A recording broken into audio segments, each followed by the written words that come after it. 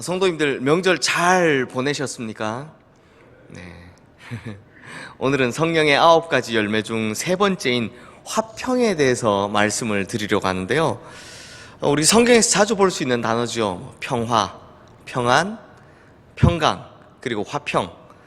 이런 단어들을 다 같은 의미로 두고 오늘 말씀을 전하려고 합니다.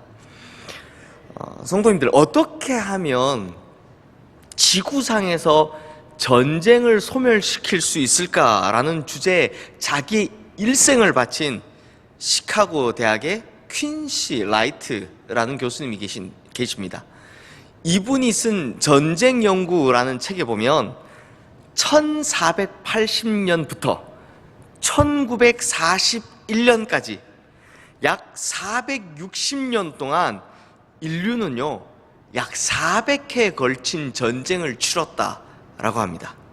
이것도 서양 중심의 기록이어서 동양의 전쟁이나 중동의 전쟁사에 대해선 이제 굵직굵직한 전쟁밖에 세지 않았음에도 불구하고 460년 동안 약 400회 이상의 전쟁, 너무나도 많죠. 그래서 흔히들 인류 역사에서 전쟁이 없었던 시간은 단 하루도 없었다라는 말을 하곤 합니다. 그런데 참 신기한 것이 있습니다. 전쟁을 하는 당사자들에게 왜 그런 전쟁을 하는지에 대해서 물어봤더니 한결같은 그들의 대답이 뭐냐? 바로 평화를 위해서였다라는 것입니다. 평화를 위해서 뭘 했다고요? 전쟁을 하더라는 겁니다. 너무나도 모순되죠. 평화를 위해서 전쟁을 하다니요. 그런데 성도님들, 인류 역사상 평화를 가장 강조한 나라가 어딘지 아십니까? 평화를 가장 강조한 나라, 바로 로마입니다. 로마, 팍스 로마나 들어보셨죠? 이 라틴어로 팍스를 영어로 하면 피스입니다. 그러므로 팍스 로마나라는 말을 우리말로 번역하면 로마의 평화, 로마식 평화, 대략 이런 뜻이 됩니다. 그렇다면 팍스 로마나는 어떤 평화입니까? 힘으로 눌러서 얻는 평화입니다. 군대를 동원해서 그들을 반대하는 세력들을 죽이고 막 밀어내고 억압해서 얻는 평화를 말하는 것입니다. 그렇다면 성도님들, 과연 이런 것이 진정한 평화다라고 말할 수 있을까요? 하지만 이에 반해서 수많은 외세의 침략을 당하고 결국은 망한 후에 뿔뿔이 흩어져서 가는 곳곳마다 쫓겨나고 핍박을 당했던 그런 아픔을 고스란히 가지고 있었던 유대인들은요, 이것과는 조금 다른 평화를 성경에 기록했습니다. 그게 뭐냐? 바로 샬롬입니다. 샬롬. 그래서 유대인들은 만날 때마다 평화를 의미하는 샬롬이라는 말로 인사를 하고요, 그들의 수도인 예루살렘은 평화의 도성이라는 뜻을 가지고 있습니다. 그리고 그들이 꿈꾸었던 평화의 나라가 어떤 나라였냐? 이리와 표범이 어린 양이나 어린 염소와 함께 살고 송아지와 어린 사자가 함께 있으며 젖된 아기가 독사의 굴에 손을 넣어도 아무런 일도 일어나지 않는 진짜 평화의 나라였습니다. 그래서 그들은 이런 나라가 반드시 이루어질 것이다 라고 믿고 기대하며 이런 평화의 나라를 이루어줄 누군가를 기다렸습니다. 그 누군가가 누구냐면 바로 메시아였습니다. 메시아. 그래서 그들이 기대하던 메시아의 모습은 바로 평화의 왕, 평강의 왕이었던 거죠. 그러니 이렇게 기록된 성경들을 쭉 보면 이게 무슨 말을 하고 있느냐? 이러한 완전한 평화를 이루어줄 수 있는 분은 오직 메시아, 즉 우리 주님 한 분밖에는 없다라는 것입니다. 진정한 평화를 이루시는 분은 오직 우리 주님 한 분밖에 없다라는 이야기를 하고 있다라는 것입니다. 그런데 성도님들, 주님으로 인해 오는 이 평화는요, 뭐 나라나 국가적인 차원도 있지만 개인적으로도 마찬가지입니다. 우리 안에도 마찬가지다라는 겁니다. 어떤 화가가요, 자신의 딸이 지켜보는 가운데 평화라는 주제를 가지고 그림을 그리기 시작했다고 합니다. 이 화가 아빠가 가장 먼저 그린 것이 바로 바다였습니다. 그런데 이 아빠가 그리는 바다가 잔잔하고 고요한 바다가 아니라 거센 파도가 일렁이는 험난한 바다, 이걸 그리는 것이 아니겠습니까? 그러자 화가의 어린 딸이 고개를 갸우뚱하면서 이렇게 물어봅니다. 아빠, 이건 평화가 아니잖아요. 그러자 아빠는 잠시 기다려보라고 한 뒤에 다시 배 한 척을 그리기 시작합니다.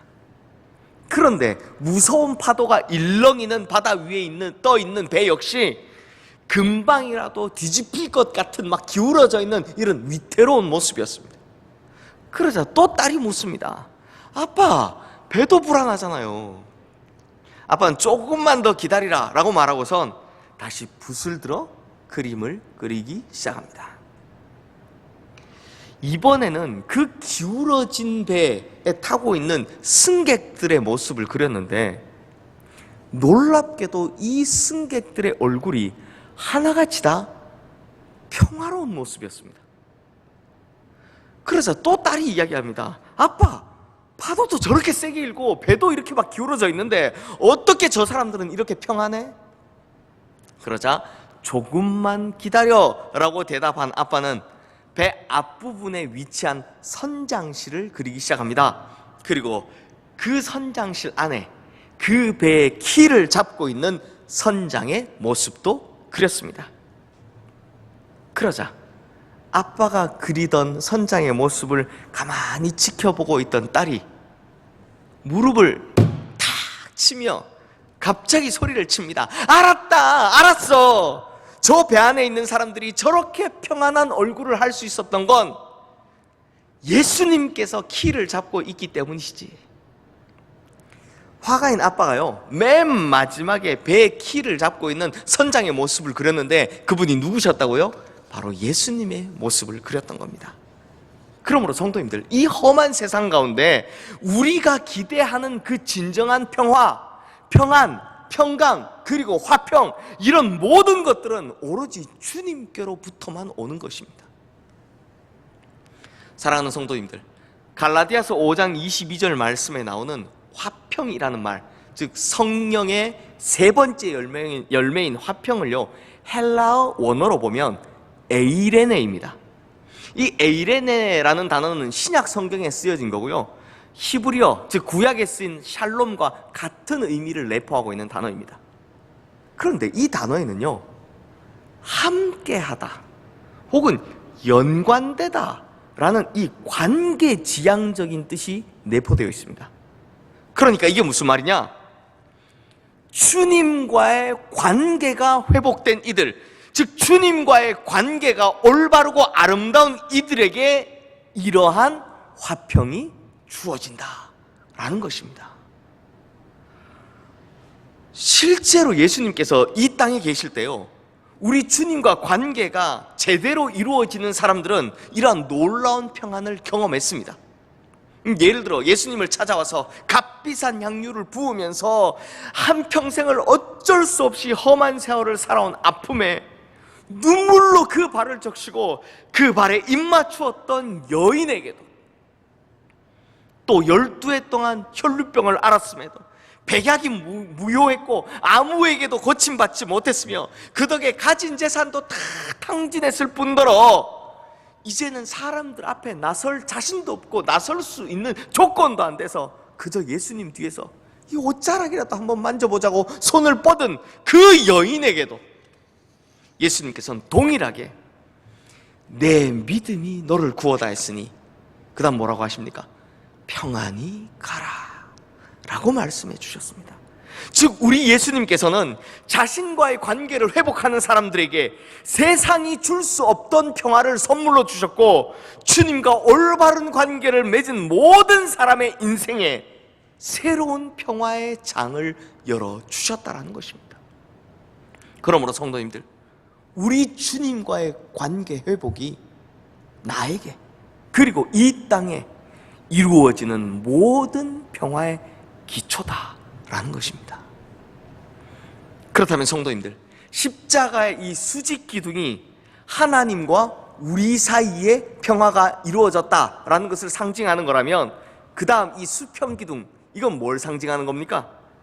사람과 사람 사이의 평화 아닙니까? 그러므로 하나님과의 올바른 관계를 통해 화평을 이루고 난 성도가 반드시 해야 하는 것이 있습니다. 그것은 바로 이웃과의 화평을 이루어야 한다라는 것입니다. 오늘 본문인 마태복음 5장 9절 말씀에 나오는 화평하게 하는 자, 화평하게 하는 자라는 말 있죠. 이 말은 헬라어로 에이레네 포이오스라고 하는데요, 이 에이레네는 앞서 본 것처럼 샬롬, 즉 평화를 뜻하는 거고요, 포이오스는요 실천하다라는 뜻입니다. 평화를 실천해라. 그러므로 화평하게 만드는 자라는 말의 정확한 뜻이 뭐냐? 평화를 만드는 자. 영어로 하면 바로 오늘 설교 제목이죠. 피스메이커라는 겁니다. 평화를 만드는 거라. 즉 화평하게 하는 자라는 말은요, 단순히 내가 평화롭다, 평안하다라는 것을 음미하며 즐기는 사람이나 혹은 평화를 사랑하는 평화 예찬론자 정도에 그치는 그런 소극적인 뜻이 아니라, 평화를 이루기 위해 능동적으로 행동하는 사람, 화해를 창조하기 위해 적극적으로 뛰어드는 사람을 의미하는 이런 적극적인 뜻이다라는 것입니다. 그러므로 하나님과 화평을 이룬 성도는 반드시 내 삶 속에서 주님께서 주신 평화를 실천하고 주변 이웃들과의 화평을 이루기 위해서 몸부림치고 애를 써야 한다라는 것입니다. 성도님들, 어릴 때 대부분 남자 성도님들은 그런 경험이 있으실 겁니다. 저도 그랬으니까요. 친구들하고 놀다 보면 종종 싸움이 일어납니다. 치고받고 싸움을 할 때가 있죠. 그런데 이게요, 싸움을 할 때 이 싸움하는 주변을 보면 완전히 다른 몇 가지 부류의 아이들이 있습니다. 어떤 아이들이 있냐? 먼저는 그 싸움을 뜯어말리려고 막 뛰어들어서 어떻게든 갈라놓으려고 하는 이 애쓰는 싸움을 말리려고 애쓰는 아이들이 있습니다. 이런 애들이 있죠. 그리고 또 행여 싸움에 끼어들었다가 한 대 얻어맞지는 않을까 싶어서 괜한 곤란함을 피하고자 괜히 멀찌 이렇게 돌아가는 애들이 있습니다. 썩 싸움하고 있으면 가까이 안 가고 일부러 이렇게 쓱 돌아가는 애들도 있습니다. 그런데요, 꼭 이런 애들이 있죠. 꼭 이런 애들이 있습니다. 싸워라, 싸워라. 있었죠. 분명히 있습니다. 싸움을 막 붙이고 부채질하는 애들이 분명히 있었습니다. 그러니까 성도님들, 싸움을 막 뜯어말리려고 하는 사람을 피스메이커라고 한다면, 싸워라, 싸워라, 이렇게 싸움을 붙이는 사람을 뭐라고 하냐? 트러블 메이커라고 합니다. 그렇다면 우리가 어떤 사람이 되어야 되겠습니까? 화평하게 하는 자, 즉 피스메이커가 되어야지 트러블 메이커가 되면 되겠습니까? 그런데 트러블 메이커가 되지 말자라는 것, 이거 하나도 참 지키기 어려운 일인 것 같습니다. 제가 이번 설교를 준비하면서 존 스토트 목사님의 설교집을 보게 됐는데요, 존 스토트 목사님이 로마서 12장 18절 말씀, 할 수 있거든 너희로서는 모든 사람과 더불어 화목하라 라는 말씀, 이 말씀을 해석하시면서 존 스토트 목사님 뭐라고 하시느냐? 이 말씀에서 할 수 있거든 이라는 전제가 붙은 것은 모든 사람과 화목하는 것이 그만큼 어렵다라는 것을 의미합니다 라고 해석을 하셨습니다. 왜냐하니 생각하는 것이나 가치관이 다르면 금방 선을 긋고 등을 돌리는 것이 인간의 본성이기 때문이다 라고 하십니다. 하지만 성도님들, 우리는 이 어려운 것을 반드시 해내야 합니다. 왜냐고요? 그래야 우리가 망하지 않기 때문입니다. 우리 다 살 수 있기 때문입니다. 내가 살기 때문입니다. 제가 어릴 때 건전가요라는 것이 있었습니다. 이렇게 앨범을 내면 꼭 한 곡을 이렇게 건전가요를 넣는 그렇게 법이 돼 있어서 그렇게 했더라고 들었는데요, 제가 어린 시절에 이제 라디오 틀어놓으면 라디오를 통해서 들었던 건전가요가 하나 있는데요, 이 가사가 참 특이해서 제가 기억을 하고 있었는데, 이번에 이게 찾아봤더니 김민기라는 가수가 부른 작은 연못이라는 곡이더라고요. 그 가사가 이렇습니다. 깊은 산 오솔길 옆 자그마한 연못엔 지금은 더러운 물만 고이고 아무것도 살지 않지만 먼 옛날 이 연못엔 예쁜 붕어 2마리 살고 있었다고 전해지죠. 깊은 산 작은 연못. 어느 맑은 여름날 연못 속의 붕어 2마리 서로 싸워 한 마리는 물 위에 떠오르고 여린 살이 썩어 들어가 물도 따라 썩어 들어가 연못 속에선 아무것도 살 수 없게 되었죠. 맑고 깊은 연못에 붕어 2마리가 살고 있었다고 합니다. 그런데 무슨 이유에서인지 모르겠지만 서로 둘이 싸우게 된 거죠.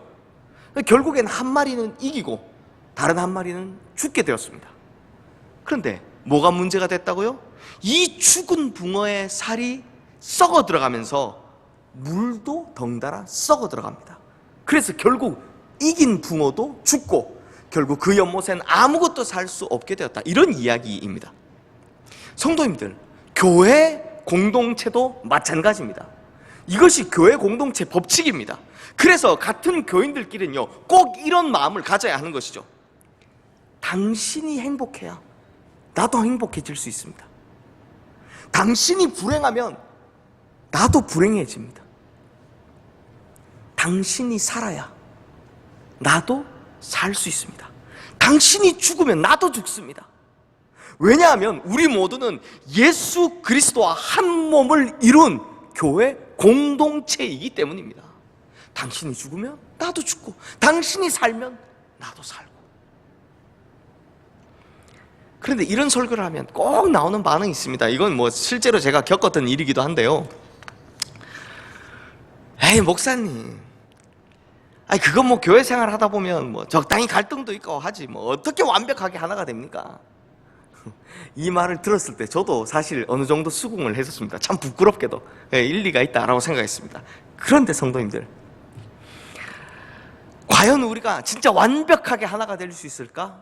라는 의심을 하지 마시길 바랍니다.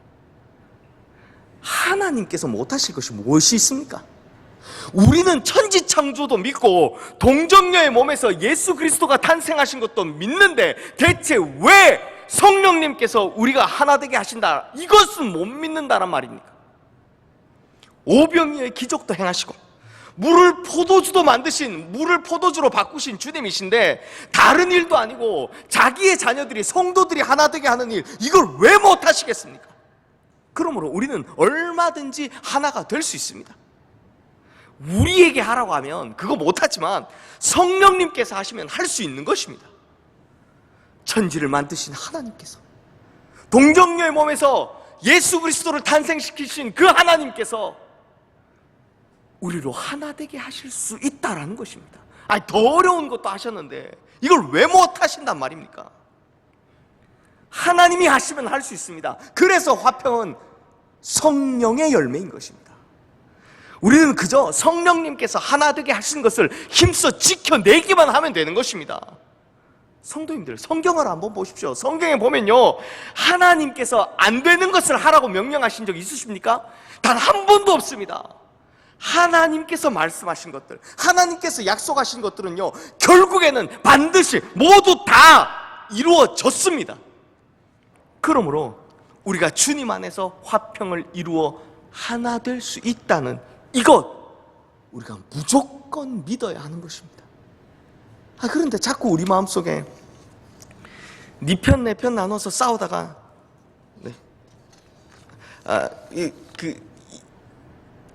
보면 네 편 내 편 나눠 싸우다 보면 아이 역시 안 되는구나, 이건 안 되는 거야, 이렇게 속삭이는 소리가 들리죠.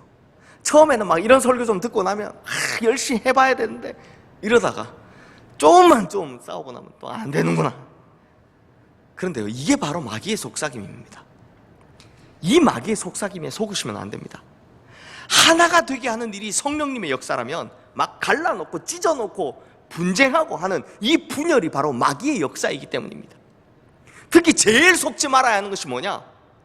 분열과 분쟁을 일으키면서 옳은 일을 한다고 생각하게 만들고, 분열과 분쟁을 일으키면서 교회를 위한다라고 생각하게 만들고, 상대방을 위한다라고 생각하게 만드는 이것이 바로 미혹이라는 것입니다.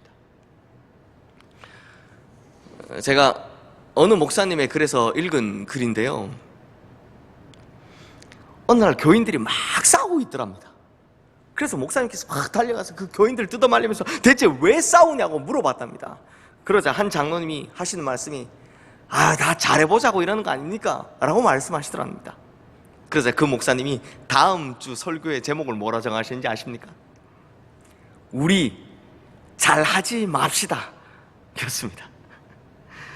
설교 본문이 히브리서 12장 14절 말씀, 모든 사람과 더불어 화평함과 거룩함을 따르라, 이것이 없이는 아무도 주를 보지 못하리라 였는데요, 네 편 내 편 나누어서 싸우다간 결국에는 아무도 주를 보지 못할 겁니다. 다 눈이 가려서 하나님 뜻이 무엇인지 구분도 못할 겁니다 라고 말씀을 하셨습니다. 그러면서 그 설교 중에 이런 예를 드셨는데요, 성도님들, 의사가 암 환자를 왜 수술합니까?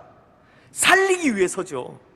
그래서 암 수술을 할 때 반드시 환자의 생명을 지켜가며 수술을 합니다. 그런데 암덩어리는 제거했지만 환자가 덜컥 죽어버렸다. 그러면 수술을 잘한 겁니까? 못한 겁니까? 아무런 의미 없는 수술을 한 겁니다. 그러므로 살리는 것이 우선입니다. 이렇게 말씀을 하셨다고 합니다. 성도님들, 에베소서 4장 3절 말씀에 보면 평안에 매는 줄로 성령이 하나 되게 하신 것을 힘써 지키라 라는 말씀이 있습니다. 여기서 힘써 지키라 라는 말이 헬라어로 스푸다조인데요, 근데 원래 이 말을 언제 썼느냐?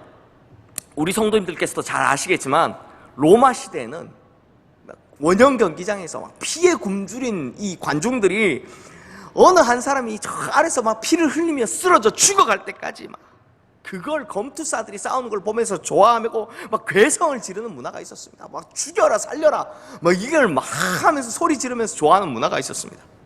이게 얼마나 잔인한 문화였습니까? 그런데 검투사들로 뽑힌 이들의 입장에서는 어떻겠습니까? 다 노예죠. 이 사람들은요, 하기 싫은데도 어쩔 수 없이 자기 목숨을 걸고 싸워야만 하는 운명에 처해 있었습니다. 그래서 검투사들이요, 자기 차례가 되면 정말 무섭고 떨리는 겁니다. 하지만 어쩔 수 없이 이제 자기 차례가 왔다면 무기를 들고 원형 경기장으로 뛰어 들어가야 되는 거죠. 정신이 나가는 겁니다. 그 자리에서요, 기록에 보면 그 자리에서 용변을 쏟아내고 토한 사람도 많았다고 합니다. 겁이 나니까요.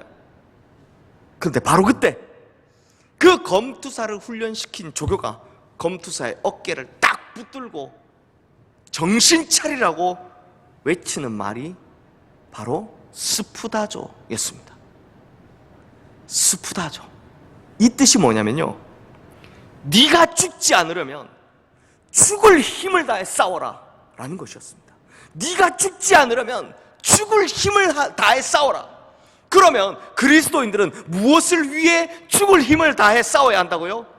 평안에 매는 줄로 성령이, 자막 띄워주세요, 성령이 하나 되게 하신 것을 지키기 위해 죽을 힘을 다해 싸워야 한다는 것입니다. 그래야 내가 죽지 않기 때문입니다. 하나가 되기 위해 이걸 죽을 힘을 다해 지키는 이유는 내가 죽지 않으려고. 성도님들, 인간관계라는 거요, 마치 유리그릇 같아서 조금만 잘못해도 깨져버리죠. 다 경험해보셔서 아시겠지만 인간관계를 쌓는 데는 막 수십 년이 걸리는데 그걸 깨뜨리고 무너뜨린 데는요 딱 1분이면 됩니다. 말 한마디 잘못하면 그거 깨집니다. 교회도 마찬가지입니다. 비록 이제는 시간이 지나서 다 과거이지만 우리도 이미 아픈 경험을 가지고 있지 않습니까? 100년이 넘게 쌓아 올렸던 그 거룩함, 100년이 넘게 쌓아 올렸던 그 아름다움도 단 한 번에 깨져버릴 수 있습니다.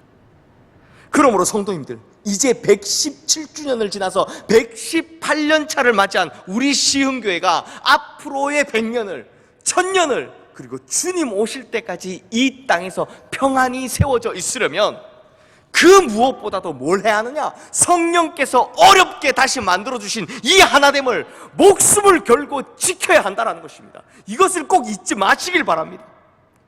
네가 살아야 나도 산다, 네가 잘 되어야 나도 잘 된다라는 걸 꼭 명심하시길 바랍니다.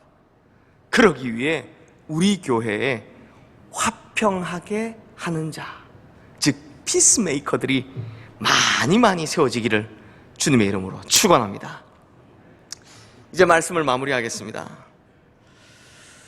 사랑하는 성도님들, 이러한 피스메이커가 되면 하나님께서 특별히 주시는 축복이 있습니다. 그 축복이 뭐냐면 오늘 본문인 이 마태복음 5장 9절 말씀 우리 함께 읽겠습니다. 화평하게 하는 자는 복이 있나니 그들이 하나님의 아들이라 일컬음을 받을 것이며.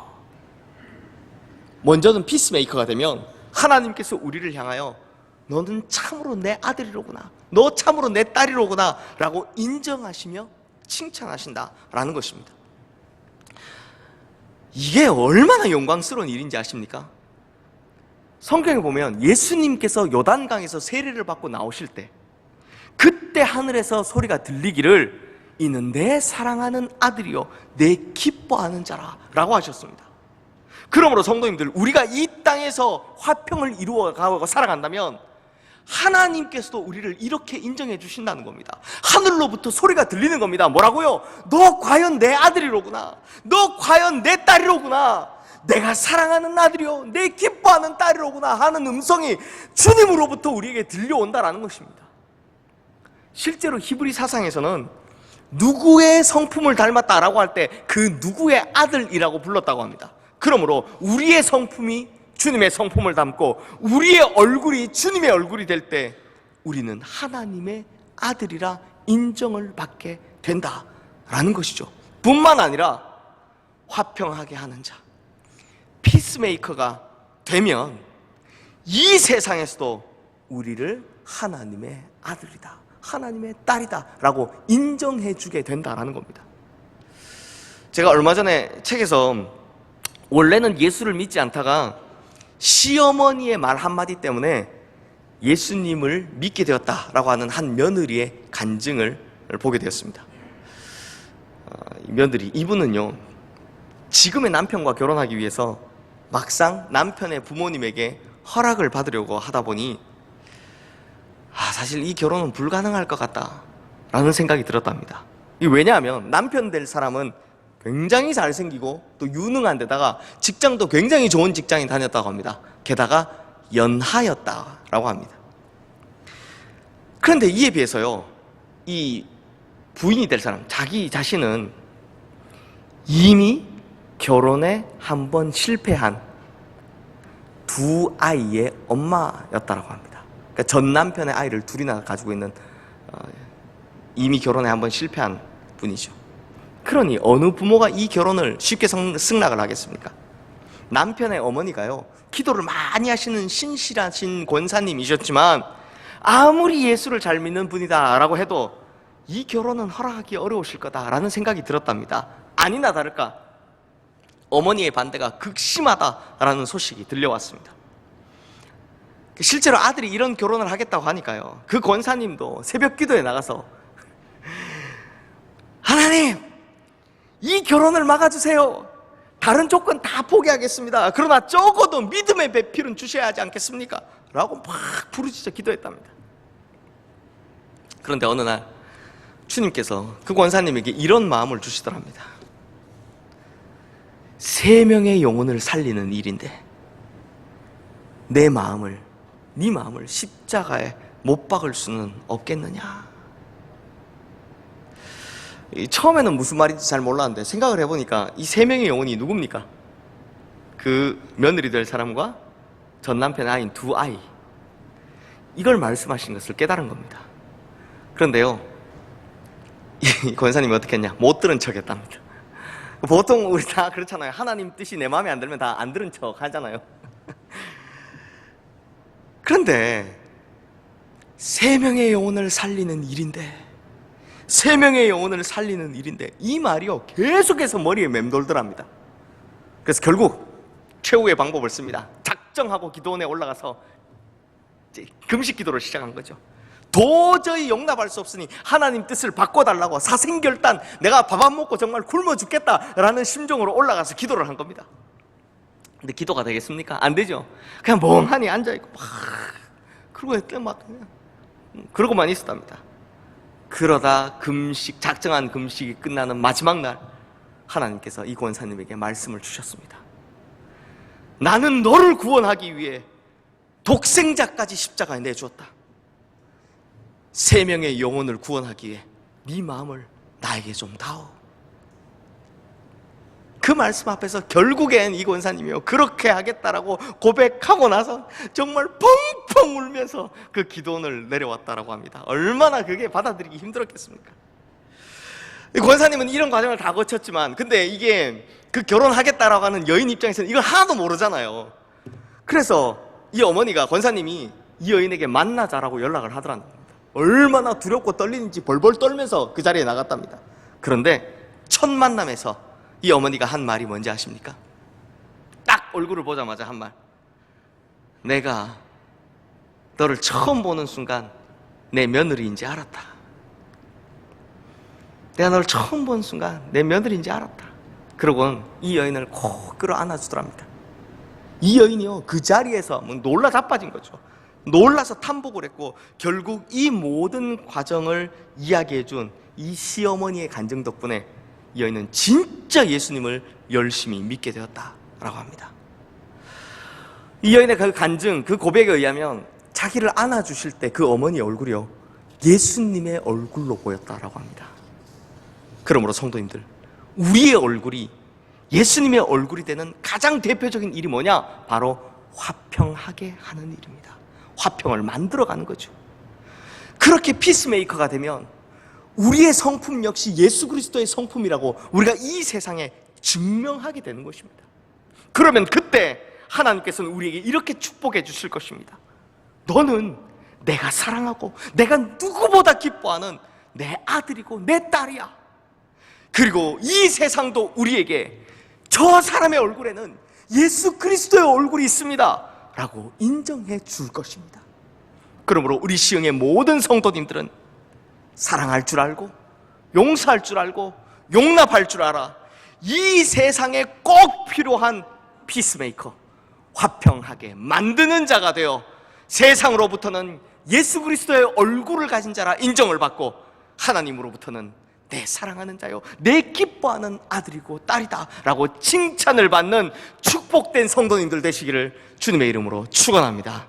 기도하겠습니다. 하나님 아버지, 예수 그리스도의 십자가로 말미암아 우리가 세상에서 누릴 수 없는 평안을 누리게 되었고, 하나님 아버지의 비전으로 말미암아 우리가 세상에서 볼 수 없는 평화의 나라, 하나님의 나라를 꿈꾸게 되었습니다. 하지만 문제는 이 평화를 나만 누리기 원했다는 것이 문제였습니다.